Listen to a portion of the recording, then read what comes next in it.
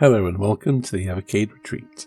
My name is Gene Jake and today I'm sharing with you 10 of my favourite Sega Master System games from back in the day. That last bit is important because this is purely from games that I owned and played and obviously enjoyed when I had a Sega Master System. There's no retroactive editions, these are games that I played at the time. Well, it's actually not 10 games, it's 11 because I have to include this as a sort of honourable mention, and that is Alex Kidd in Miracle World. It came in built with the Master System that I got, and I think most people who had a Master System back then had and played this game. I could not mention it really, and I did really enjoy the game, and I managed to beat it, which wasn't that difficult. It's not an overly challenging game once you manage to get the hang of the jank and things. Anyway, on with the games that I've chosen. These are not exactly ranked as such, but I'm listing them and numbering them because, well, that's the format thing, isn't it? Number 10.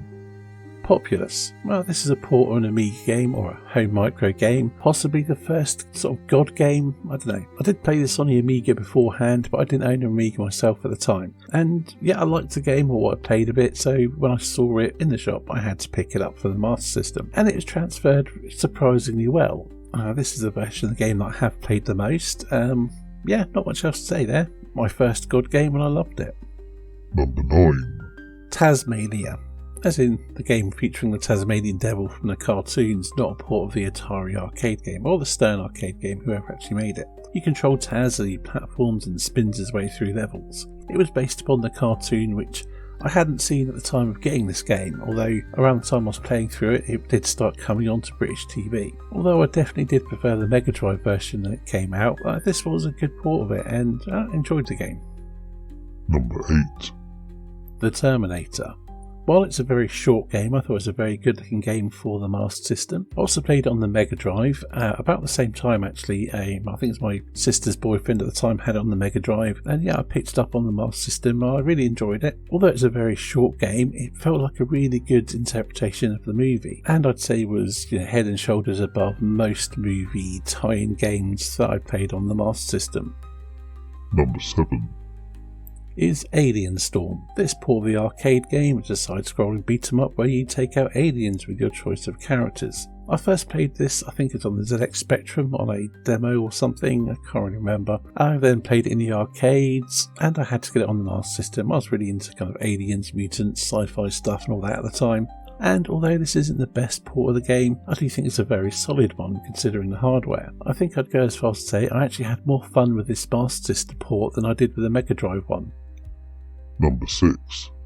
Is Asterisks. Asterix the Ghoul and, Obelix and what have you. I was never a huge fan of the cartoons and the comics. I saw them as a kid and found them funny, but it was never something I was really into. And it's a game I probably wouldn't have picked up if there wasn't just basically a lack of games to choose from. And when I was in the shop buying something, I thought, well, it looked quite good, so I'll give it a go. And I was really pleasantly surprised by how good the game was. It's a fantastic looking platform game for the Master System, and it plays very well too. I'd say it's something of a hidden gem, but it's probably not that hidden because the Master System didn't have the most diverse library. Still, it's a great little platform game and one I recommend checking out if you have the opportunity to.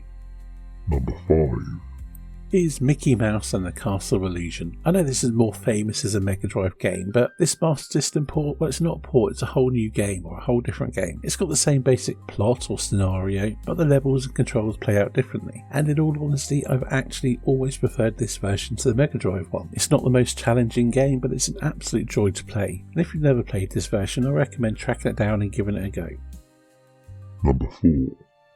Is Shinobi.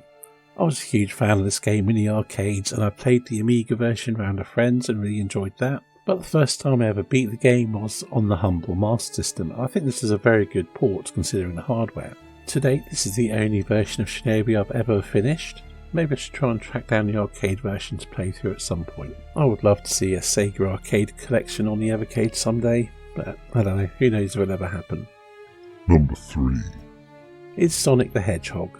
The first one, I never played the sequel on the Master System. I'd gone on to the Mega Drive by the time that came out. But this was my first Sonic the Hedgehog game, and I think it's absolutely brilliant. It's obviously quite different from the Mega Drive one, and to be perfectly honest, I think I had more fun with this than the first Sonic on the Mega Drive. I'm pretty sure I'm not alone in thinking this, although I suppose it just really comes down to which one you played first, sort of that nostalgia thing. But I think they made the right decision, rather than converting the game that was on the Mega Drive. They made a version specifically for the Master System, I suppose also the Game Gear version. The changes they made sense, and the bonus levels were a lot of fun. Even the auto-scrolling bridge level was quite different, but quite fun as well. And the jungle stages, and yet it still had a lot of the classic hallmarks from the original Sonic. It was a great version, and I always look forward to playing it if it comes up on a compilation. Number 2. Is the Rastan Saga. I liked this game when I played it on the ZX Spectrum, although it didn't really work very well and didn't load half the time, but I thought it was quite a good version. Again, big into D&D and sword and sorcery, this sort of game was up my street, so when I saw it available on the Master System I picked it up immediately, and yeah, it was probably one of my most played games on that system. I absolutely loved it. I still really enjoy the game to this day, and also, I suppose liking this game is why I'm into games like Volga the Viking and things, which is a very clear homage to this game. Rastan Saga being on the Taito Super Pocket was the reason I picked it up. Number 1. Is R-Type. I love R-Type, as I said in my review of the IREM collection. This is the first version of R-Type I ever completed, and on this one you have a limited amount of continue, so it really took a lot of effort of learning the game to finally be able to beat it. I spent weeks or maybe months absolutely mastering the game to finally be able to beat it. There were no saves or anything like that. I just had to get good at the game. Now, I played various versions of this game over the years. I first played on the Spectrum, played the C64, the Amiga, the arcade, and of course this one by Compile, which I didn't know at the time has a secret bonus level, so that's quite cool. At the end of the day, it's a classic game, and this is a really good version of it, especially given the limitations of the hardware. So they have my sort of top 10 Master System games that I owned back in the day, and surprisingly I actually missed one, and it's a really obvious one, Space Harrier. I love that game, that should have been on my list, and well, I completely forgot to add it. So yeah, another bonus extra, Space Harrier. Anyway, I don't know if you found this list interesting, maybe it'll give you an insight to the sort of games that I was playing on the Master System. Now, I got a Master System, I suppose quite late on. It was when it dropped down to £35. It was when the Mega Drive was already out, and the selection of available Master System games wasn't really that good. Obviously I did play other ones. Shadow Dancer, I quite liked that, and I had Teddy Boy, that wasn't that great. Bubble Bobble, actually maybe Bubble Bobble should have been on this list. I played the hell out of that was really good. And I did play things like Streets of Rage, but it was fine, it was a pretty good version. And same with Golden Axe 2, or rather Golden Axe as well, or Golden Axe also.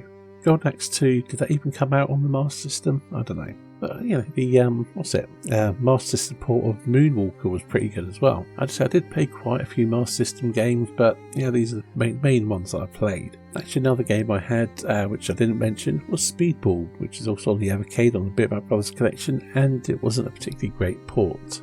Oh, and Shadow of the Beast is another, and I've probably forgotten quite a few others as well. But it gives you an idea of what I was playing, and how that's affected my taste in games going forward, who knows. Of the games I mentioned here, there are a few that I would really like to see come to the Evercade. Asterisks I think would be a good one, because I think it's a game that many people wouldn't have played.